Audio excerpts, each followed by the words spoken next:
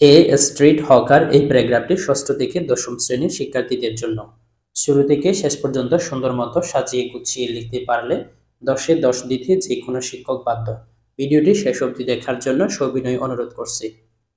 A man who sells various things by moving from street to street is a street hawker.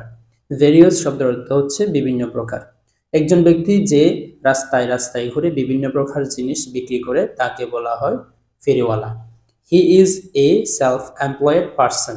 Self-employed শব্দের অর্থ হচ্ছে আত্মনির্ভরশীল। সে একজন আত্মনির্ভরশীল ব্যক্তি। He is the most familiar figure in the cities and towns. সে গ্রামে অথবা শহরে একজন অতি পরিচিত ব্যক্তি। In a village, গ্রামের মধ্যে, he is also seen, তাকে সবাই চিনে। He wears a peculiar dress to different colors. Peculiar শব্দের অর্থ হচ্ছে অদ্ভুত। সে বিভিন্ন রঙের একটা অদ্ভুত পোশাক পরে। And makes peculiar sound to draw the attention of his customers. তার কাস্টমার্সকে আকর্ষণ করার জন্য সে অদ্ভুত ধরনের শব্দ করে। He works is terrorism. Terrorism শব্দের অর্থ হচ্ছে ক্লান্তিকর, তার কাজটা অনেক ক্লান্তিকর।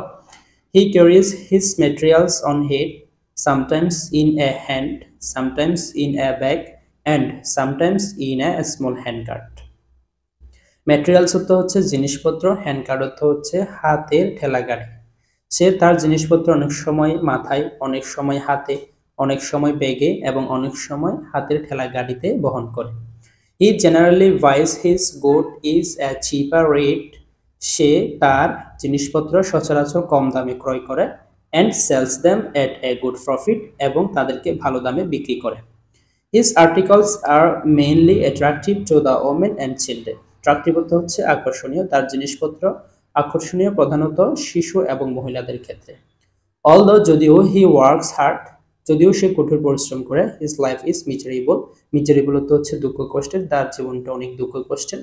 Almost all the time he leads a subhuman life. Subhuman অর্থ হচ্ছে মানবতা, অনেক সময় তার জীবনটা মানবতার কাঠায়। Please subscribe the channel.